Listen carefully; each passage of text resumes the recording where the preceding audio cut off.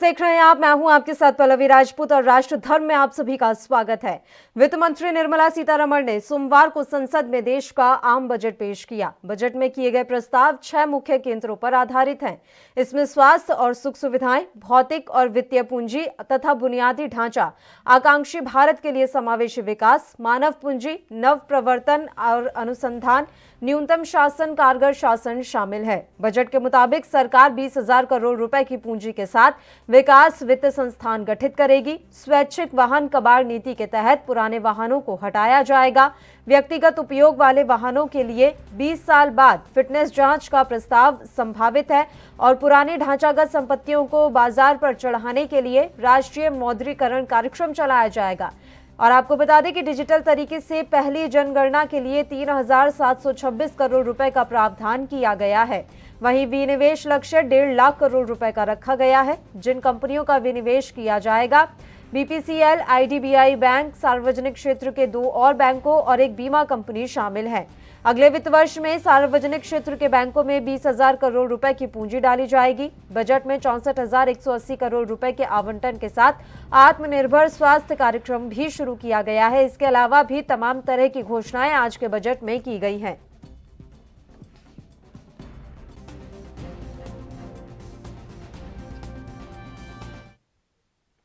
तो वहीं वित्त मंत्री निर्मला सीतारमण ने सोमवार को संसद में देश का आम बजट पेश किया। बजट में किए गए प्रस्ताव 6 मुख्य केंद्रों पर आधारित है। आम बजट पर सुनिए पक्ष विपक्ष की प्रतिक्रियाएं। मैं तो ये कहूंगा संक्षेप में कि ये बजट, जैसे कि अंग्रेजी में कहते हैं, in tune with the post Covid India vision. Corona काल गुजर जाने के बाद किस प्रकार भारत आगे बढ़ेगा प्रधानमंत्री मोदी के नेतृत्व में, उसका एक रोड मैप और उसका विजन दर्शाता है इस बजट के माध्यम से। उदाहरण के तौर पर स्वास्थ्य के क्षेत्र को प्राथमिकता देना, लगभग 2-2.25 लाख करोड़ का बजट, जो अक्सर पहले परंपरा नहीं थी। उसके अतिरिक्त वैक्सीन, और वैक्सीन भी नेजल वैक्सीन। भारत जैसे देश में जहां किसी को कल्पना नहीं थी कि इतनी जल्दी हम इस क्षेत्र में इतनी प्रगति कर सकते हैं, वो विजन देना। ये केवल बजट, मैं तो कहूँगा, केवल आर्थिक पहलुओं तक ही सीमित नहीं है। हालांकि है तो इकोनॉमिक डॉक्यूमेंट, लेकिन इसका जो रेमिफिकेशन है that goes beyond the confines of economics. सबसे बड़ी बात तो है डिजिटल बजट तो है, साथ ही साथ मेक इन इंडिया के प्रोडक्ट से डिजिटल है। वर्ष 2021 का बजट असाधारण परिस्थितियों के बीच पेश किया गया। इसमें यथार्थ का एहसास भी था और विकास का विश्वास भी था।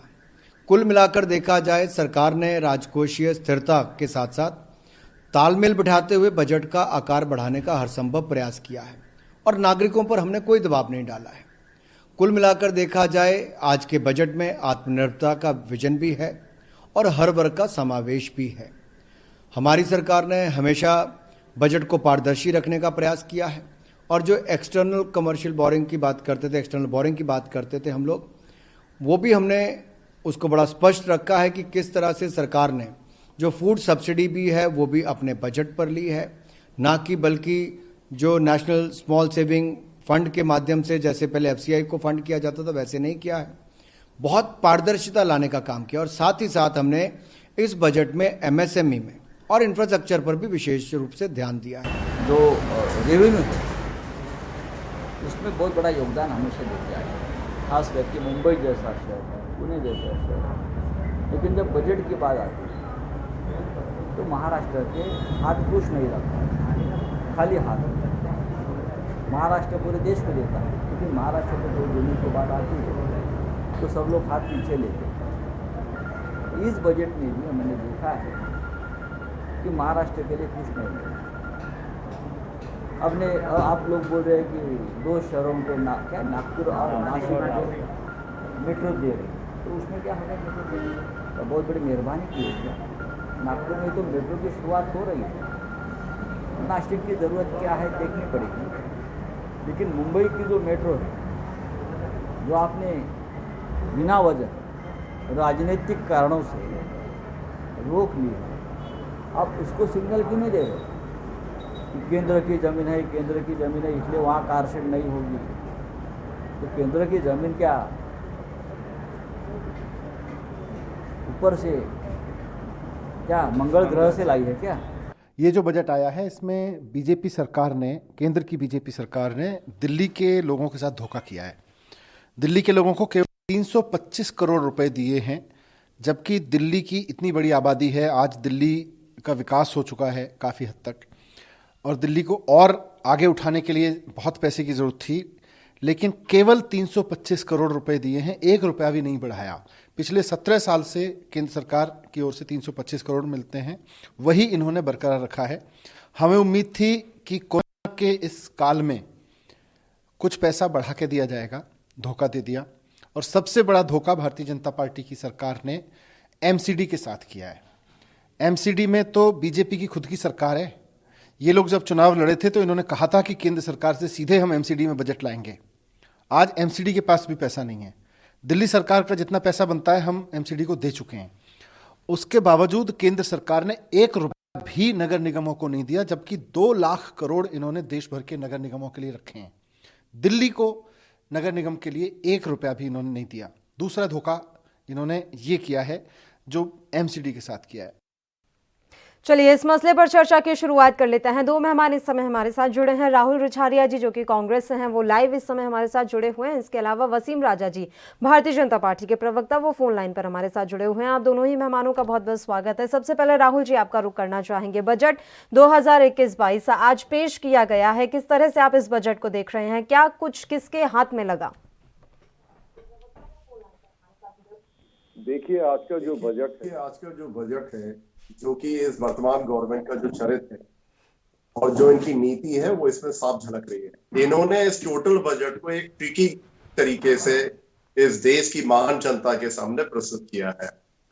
आप देखिए इस बजट में कोई भी चीज क्लियर नहीं है, और जो अभी मैं हाल ही में देख रहा था, केंद्रीय मंत्री का स्टेटमेंट सुन रहा था कि इन्होंने देश के किसानों के लिए कोविड-19 को मद्देनजर रखते बात कर रहे थे। कितना बड़ा दुर्भाग्य है कि इस कोविड-19 में अगर इस हिंदुस्तान के बजट को किसी ने बचाया तो वो सिर्फ और सिर्फ हिंदुस्तान के किसानों ने बचाया। और आज आप देखिए पिछले वर्ष से इन्होंने 75,000 करोड़ की जगह इस बार 65,000 करोड़ कर दिया, मतलब उनके भी 10,000 करोड़ रुपए आपने वापस ले लिए। आप एफसीआई गोडाउन बंद कर रहे हो, अडानी की तरफ शिफ्ट कर रहे हो, एक तरफ आप बड़ी बड़ी बातें कर रहे हो कि आप इनकम बढ़ा रहे हो। मनमोहन सिंह जी का जिक्र कर रहे थे आज बार बार। एक तो मैं नहीं समझ पाता हूं कि हर बात पे कांग्रेस का मनमोहन सिंह का जिक्र करते हैं। मनमोहन सिंह जी वो व्यक्ति रहे हैं जिन्होंने इकोनॉमी बदल दी थी इस हिंदुस्तान की। और अभी बात कर रहे हैं अगर 91 उस समय के बजट की, तो ये बात कर रहे हैं कि धान की खरीद हमने बढ़ा दी, चावल की खरीद हमने बढ़ा दी, 35,000 से हमने 38,000 कर दी। ठीक है, मैं मान रहा हूं, लेकिन मैं जानना चाहता हूं कि उस वक्त हर किसान की इनकम 100 रुपए थी, आज आपकी किसान की इनकम 65 रुपए हो गई है। तो इनकम तो कम हुई है ना। आप इनडायरेक्टली जो टैक्सेस वसूल कर रहे हो ना, ये बहुत बड़ी विडंबना है। तो मैं इस बजट टोटल ट्रिकी बजट मान के चल रहा हूं, और सिर्फ इस हिंदुस्तान की जनता के साथ धोखा जो इनका हमेशा चरित्र रहा है वो इन्होंने इस बार फिर से सामने रखा। ठीक है वसीम राजा जी, आपकी सरकार के द्वारा आज बजट पेश किया गया है। आप तो खैर तारीफों की पुली बांधेंगे, लेकिन राहुल जी ने जो कुछ कमियां और खामियां बताई हैं उस पर आपका क्या कुछ कहना है? देखिए पल्लवी जी, राहुल जी जो आज ये कमियां खामियां निकाल रहे हैं, अगर ये अपनी सरकार में निकालते तो बहुत अच्छा रहता, क्योंकि सरकार देश हित में कुछ अच्छा कर जाती। लेकिन आज जो है इस बजट से देश को आत्मनिर्भर बनाने की, देश को आत्मनिर्भर करने का प्रयास किया जा रहा है। और ये बजट जो है, इस बजट की चारों तरफ से सराहना हो रही है। कांग्रेस के पास कहने के लिए कुछ नहीं है, ये बिना आवाज से घूम फिर के ये लोग पहुंच जाते हैं अडानी और अंबानी के पास। या अडानी और अंबानी के अलावा इनको और कुछ नहीं दिखता, चाहे बजट हो चाहे किसी और कोई और विषय हो। लेकिन ऐसा ये बजट बहुत ही लाभदायक है। पहली बार देखिए कोरोना काल में पहली इस सरकार ने कोरोना के वैक्सीन के लिए इतना बड़ा बजट दिया है। कोरोना वैक्सीन के लिए, हेल्थ के सेक्टर में, स्वास्थ्य के लिए इतना बड़ा बजट 94,000 करोड़ से बढ़ा के 2.23 लाख करोड़ कर दिया गया है। क्योंकि आज देश के अंदर स्वास्थ्य की मूलभूत सुविधाएं देनी बहुत जरूरी है। आज देश की आजादी के इतने वर्ष बाद जब कोरोना का कह सकते हैं प्रकोप देश पे पड़ा, पूरी दुनिया में कोरोना से महामारी फैली, हमारा देश कहाँ खड़ा था? इतने वर्ष आजादी के बाद आज भी हमारे अस्पतालों की स्थिति अच्छी नहीं थी। ये तो मोदी सरकार थी, नरेंद्र मोदी जी की नीति थी। देश की इस सरकार ने कोरोना काल में इतना अच्छा कार्य किया, किसी जगह पे कोई परेशानी नहीं आने दी, अन्यथा देश के अस्पतालों की स्थिति अच्छी नहीं थी। अब इसको देखते हुए कोरोना के बाद स्वास्थ्य सेक्टर में इतना बड़ा बढ़ाते हुए बजट को रखा गया। हर तरह से, चाहे दलित स्टूडेंट, एससी वर्ग के स्टूडेंट को 4 करोड़ स्टूडेंट्स के लिए वो जो दिया स्कॉलरशिप देने की बात की जा रही है, उसके लिए वो बजट रखा है। यानी कि हर वर्ग को कुछ ना कुछ इस बजट में दिया गया। लेकिन कांग्रेस के पास कहने को कुछ नहीं है। विपक्ष का वही कह सकते हैं कि बस घूम फिर के वो अडानी अंबानी पे पहुंच जाते हैं, और राहुल जी बजट के विषय में भी अडानी अंबानी पे पहुंच गए। इसके अलावा और कुछ भी नहीं है इनके पास कहने के लिए। राहुल रिछारिया जी, ये मैडम जो अभी हमारे साथी बात कर रहे थे कि कांग्रेस हमेशा अडानी अंबानी पे पहुंच जाती है, चलिए मैं 2 मिनट के लिए उनकी बात नहीं करता हूँ, लेकिन मैं ये जानना चाहता हूँ कि हिंदुस्तान की हर वो चीज बेची क्यों जा रही है? अच्छा, चलिए पहले मैं कोरोना की बात कर रहा हूँ, जो कोरोना कोविड-19 की ये बात कर रहे हैं, तो मैं अपने सम्मानित भाई से ये कहना चाहूंगा कि कोविड-19 में सरकार ने जो काम किया वो तो जानते ही, लेकिन हिंदुस्तान की जो संस्कृति रही, हिंदुस्तान का हर एक व्यक्ति सड़क पर आ गया था, हर एक एनजीओ, हर एक वो महान हिंदुस्तान का महान व्यक्ति ने एक दूसरे की मदद की थी। इन्होंने तो हिंदुस्तान की जो हमारे गरीब मजदूर थे, जिन्होंने हम सबको छत दी है, आधुनिक भारत की नींव रखी है, उनको सड़कों पे कर दिया था। ये बात कर रहे हैं कोविड-19 की। आप बताइए मैडम, आपके ही चैनल के माध्यम से, हिंदुस्तान के हर चैनल के माध्यम से हमने वो दर्द देखा है हिंदुस्तान के वो गरीब मजदूरों का, जिन्होंने ये पूरा आधुनिक भारत तैयार किया है। वो मजदूर जिसको ये विकास की बात करते, वो सब लोग सड़कों पर थे, उनको घर नहीं जाने दिया जा रहा था। तब हिंदुस्तान का हर व्यक्ति सड़क पर आया और उसने उनकी मदद की। हमारी पार्टी ने जब मदद करने की बात की आदरणीय प्रियंका जी के नेतृत्व में, तो हमारे ऊपर आरोप प्रत्यारोप लगाए।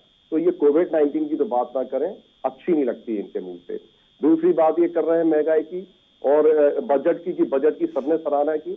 अरे मैं ये जानना चाहता हूँ आपके चैनल के माध्यम से कि मुझे समस्या इस हिंदुस्तान के आम आदमी को समस्या है इनके ट्रिकी गेम से। जैसे उदाहरण के लिए इन्होंने बड़े बढ़ चढ़कर कहा कि हमने डीजल में एक्साइज हटा दिया, ठीक है, कम कर रहे हैं हम। मान लिया आपने यहां से कान पकड़ के दूसरी तरफ से कर दिया। आपने एग्रीकल्चर सेस उस पर लगा दिया, पेट्रोल पे 2.5 रुपए पर लीटर लगा दिया, डीजल पे 4 रुपए पर लीटर लगा दिया। तो ये सब क्या है? मतलब आप हमेशा ट्रिक्स में, इक्वेशंस में, पैसों के इक्वेशन में एक गरीब हिंदुस्तान की जनता को क्यों परेशान कर रहे हो? आप एक तरफ एग्रीकल्चर टैक्स लगा रहे हो, टैक्स लगाने की बात कर रहे हो, दूसरी तरफ आज हमारे 4 बॉर्डरों पे, जयपुर के बॉर्डर पे देख लीजिए, आप हरियाणा के बॉर्डर पे देख लीजिए, उत्तर प्रदेश के बॉर्डर पे देखिए, लाखों हजारों की तादाद में किसान परेशान है, उसका नहीं सुन रहे हैं। देखिए मैं स्पष्ट बात कर रहा हूँ, ये हिंदुस्तान में सिर्फ एक फॉर्मूले पे ये चल रहे हैं, सेल सेल सेल। हर चीज बिकाऊ हो गई है, आप आइए खरीदिए, हमें पैसा दीजिए। हिंदुस्तान की जनता का कोई भी दर्द हो, इन्हें उससे कोई मतलब नहीं है। तो ये जो बातें हैं ना, प्लीज मैं हाथ जोड़ के प्रार्थना कर रहा हूं आप लोगों से कि इस हिंदुस्तान की जनता ने आपको बहुत आशीर्वाद और बहुत प्यार दिया है। थोड़ा सा कॉर्पोरेट हाउसेस से दिमाग हटाकर आप हमारे लोगों पर ध्यान दीजिए, जो इस रीढ़ की हड्डी है हिंदुस्तान। दूसरी चीज, ये जो बात कर रहे हैं, मैं क्यों ये बात कर रहा हूं, अगर आप इन्हीं के डाटा उठा के देख लीजिए ना, पहले जो हिंदुस्तान में टैक्स आता था, टैक्सेस से जो गवर्नमेंट चलती थी, उस टैक्स की वसूली में, कॉर्पोरेट के टैक्स में और इंडिविजुअल हिंदुस्तान के मिडिल क्लास के टैक्स में बहुत अंतर था। आज आप देखिए करंट में, उसमें देख रहा था इनका डाटा, दोनों बराबर आने वाले हैं। मतलब आप कॉर्पोरेट को तो माफ करते चले जा रहे हो, लेकिन हिंदुस्तान के इंडिविजुअल व्यक्ति से इतना टैक्सेस ले रहे हो कि आज दोनों पल्ले बराबर होने वाले हैं। और इनकम नाम की कोई चीज नहीं है। किसान की बात कर रहे हो आप कि हमने एमएसपी बढ़ा दिया, ये बढ़ा दिया, आप अंदाज करो इनके, चलो मैं इनकी बात कर रहा हूं, मेरी बात छोड़िए, हम लोग मान लिया आप कह रहे हो हम गलत हैं। हम चलिए बिल्कुल राहुल जी, थोड़ी देर के लिए आपको यहाँ पर टोक रही हूँ सर, एक छोटे से ब्रेक के लिए बुलेटिन में हमें यहाँ रुकना है। ब्रेक के बाद फौरन हाजिर होंगे।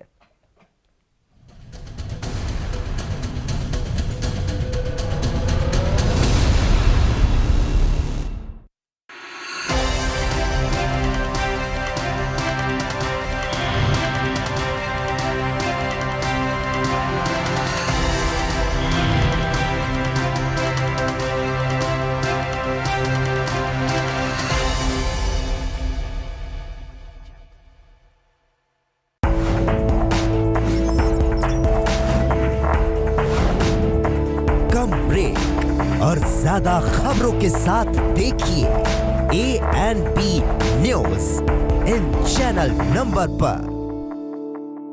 क्या आप दुबले पतले कमजोर हैं, आपकी सेहत नहीं बनती, भूख कम लगती है, वजन नहीं बढ़ता?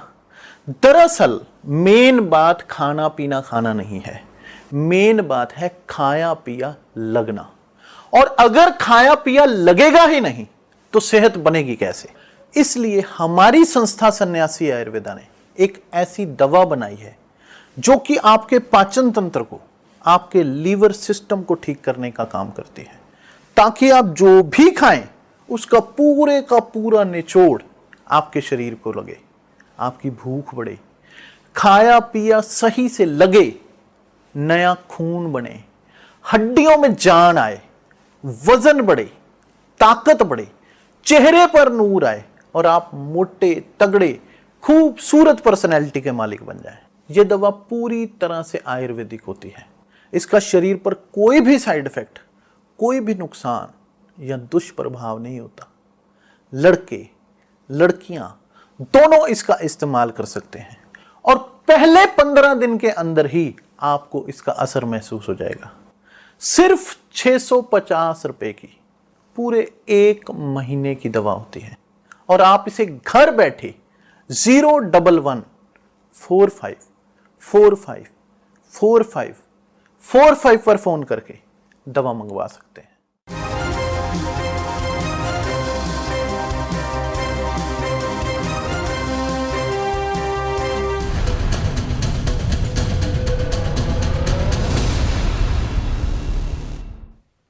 ब्रेक के बाद एक बार फिर से राजधर में आप सभी का स्वागत है। बजट को लेकर हम बात कर रहे हैं। आज आम बजट पेश किया गया है और उसके बाद से ही विपक्ष और पक्ष की लगातार प्रतिक्रियाएं सामने आ रही हैं। विपक्ष इसे लगातार निराशाजनक बजट बता रहा है, वहीं सत्ता पक्ष की तरफ से बार बार ये दावे किए जा रहे हैं कि आने वाले समय में इस बजट का खासा असर देखने को मिलेगा और ये बजट किसानों और गरीब तबके के लोगों के लिए ही है। वसीम राजा जी, किस तरह से ये किसानों को फायदा पहुंचाएगा आज जो आम बजट आपकी सरकार के द्वारा पेश किया गया है?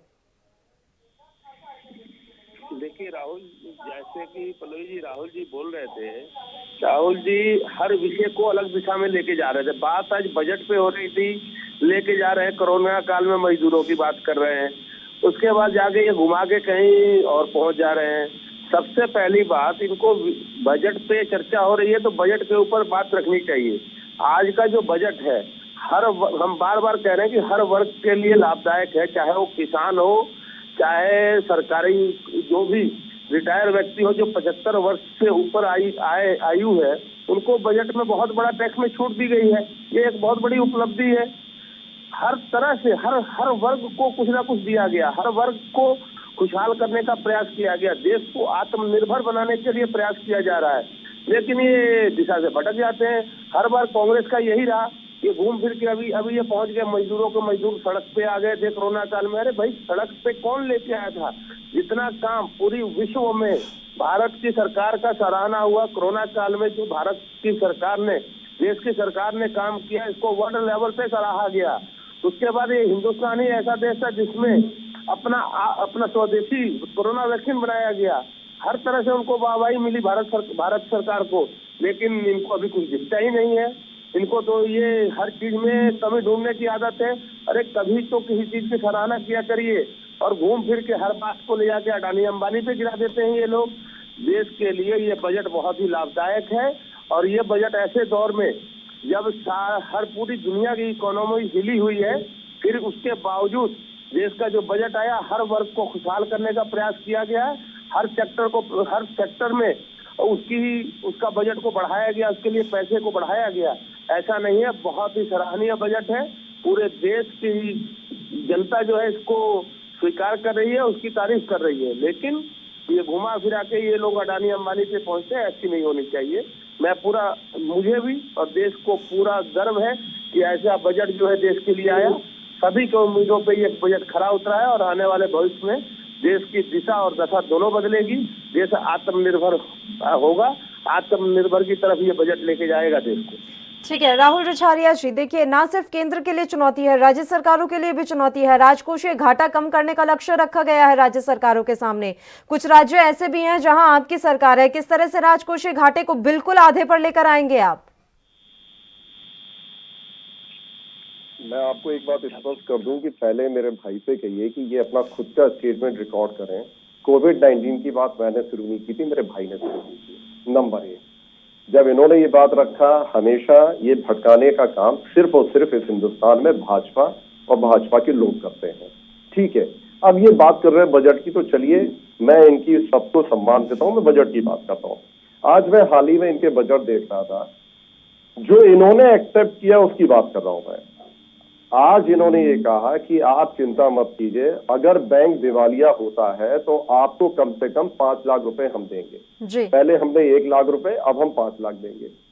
कितनी बड़ी विडंबना है। हमारा अपना पैसा जो बैंकों में है, जिन्होंने अपना पीएफ या अपनी एफडीआं पूरे जीवन में जिंदगी भर टैक्स दे देकर नौकरी कर 5-5, 10-10 हजार रुपए करके इकट्ठे किए हैं, उसमें से ये कह रहे हैं हम आपको 5 लाख रुपए देंगे। कितना बड़ा एहसान दिखा रहे हैं कि आप हिंदुस्तान की जनता का पैसा बैंक में, जो उन्होंने सबसे सेफ, जो इंदिरा जी ने जिस बैंक का राष्ट्रीयकरण किया था, उस बैंक से प्राइवेट कर ये कह रहे हैं कि हम आपको सिर्फ 5 लाख रुपए देंगे। क्यों? क्योंकि इनको अपने कॉर्पोरेट साथियों को देना है। नंबर 2, आप देखिए ये अपने टारगेट के साथ खेल रहे हैं। डिस इन्वेस्टमेंट की बात कर रहा हूं।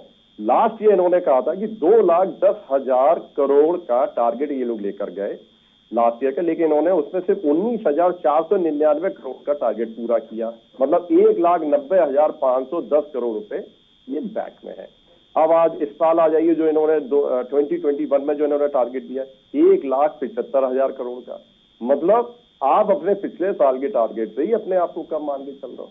हम नहीं कह रहे हैं, आप स्वयं कॉन्फिडेंस नहीं है, आप स्वयं अपने आप में आत्ममंथन कीजिए। पीएसयू जितने आपके लॉस में जा रहे हैं क्योंकि आप उसको सेल पर लगे हैं। और जो मैं बार बार आपसे टिक्की गेम कर रहा हूं, तो वो इसलिए कह रहा हूं मेरे सम्मानित भाई, कि जैसे चलिए आप एफसीआई गोडाउन 1965 में पंडित नेहरू ने इसलिए किया था कि इस हिंदुस्तान का जो किसान है, जब अंग्रेज छोड़कर गए थे तो वो जमींदारों के पास, बड़े बड़े लोगों के पास किसानों को गिरवी रख दिया था। एफसीआई के गोडाउन का मकसद ये था कि किसान जाए, एमएसपी पर माल बेचे, वहां पर उनका माल रहे, सरकार उसका भुगतान करेगी। आपने पिछले 3-4 साल से प्लान तरीके से एफसीआई गोडाउन को नीचे लाए, और अडानी का गोडाउन जो आज तक आपको, हमें किसी को नहीं बताया गया, वहां पर आपने धीरे धीरे से प्रोडक्ट सप्लाई करना शुरू किया। 3.5 लाख करोड़ के कर्ज में है एफसीआई। ये क्या है? कोविड-19 में जब पूरा हिंदुस्तान संघर्ष कर रहा था, आपने 3 कानून पास कर दिए। क्यों? हम जो बार बार अडानी अंबानी की बात करते हैं, इसलिए करते हैं क्योंकि हमें दिखता है, हिंदुस्तान की जनता देख रही है कि आप क्या कर रहे हो। ठीक है राहुल रिछारिया जी, ठीक है, अंबानी अडानी की बात कर ली हमने। आरोप प्रत्यारोप दोनों पक्षों की तरफ से लगातार जारी है। मैंने वसीम राजा जी से सवाल पूछा था कि कैसे किसानों के लिए फायदा होगा, मुझे कोई लॉजिकल आंसर उनसे नहीं मिला। मैंने आपसे सवाल पूछा कि सर आप अपने राज्य जहां आप हैं, किस तरह से राजकोषीय घाटे को कम करेंगे, कोई तो योजना आप भी बनाएंगे, उस पर आपने भी कोई जवाब नहीं दिया। या तो हम आरोप प्रत्यारोप ही करते रहते हैं जो हमेशा से चलता आ रहा है, लॉजिकल आंसर कोई तो दे दो सर। ना तो मैं बीजेपी से इसकी उम्मीद कर सकती हूँ कि वो लॉजिकल आंसर दे दें, अब आप भी वही काम कर रहे हैं। आप बताइए तो सही, किस तरीके से राजकोषीय घाटे को कम करेंगे? 3-3.5 पर लाने की बात कही जा रही है, कैसे कर लेंगे इतना कम? आपको तो जीएसटी का बकाया तक नहीं मिल रहा केंद्र से।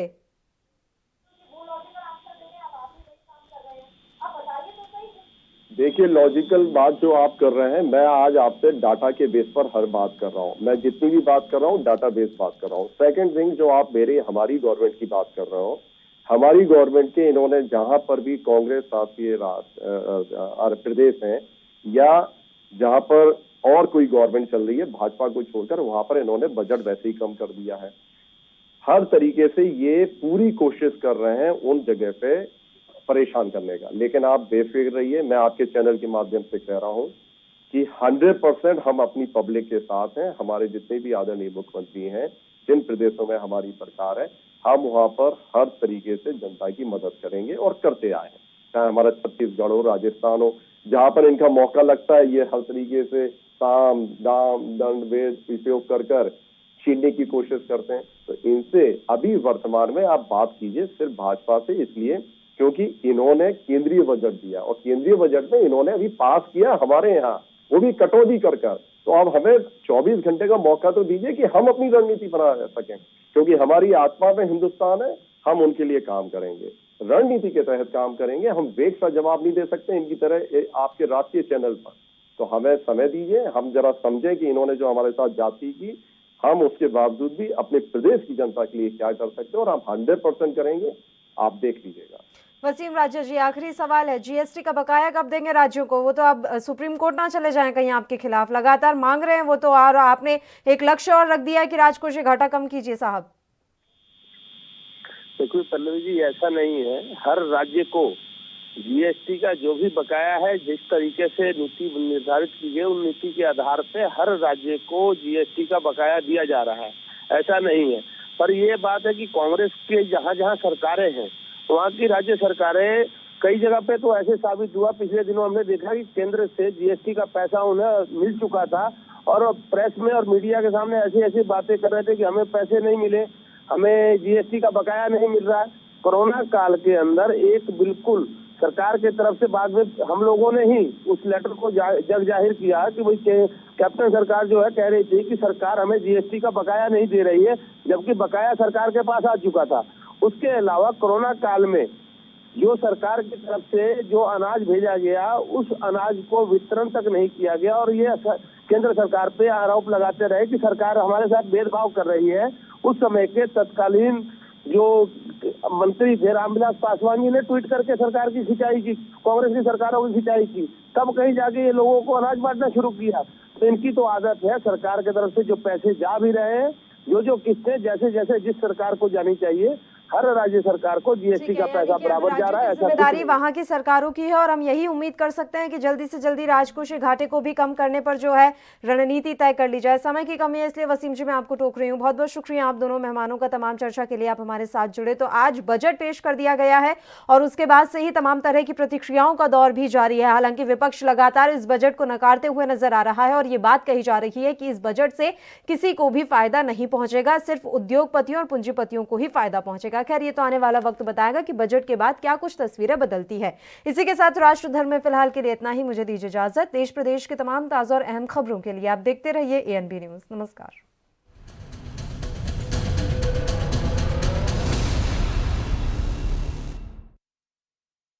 क्या आप दुबले पतले कमजोर हैं, आपकी सेहत नहीं बनती, भूख कम लगती है, वजन नहीं बढ़ता,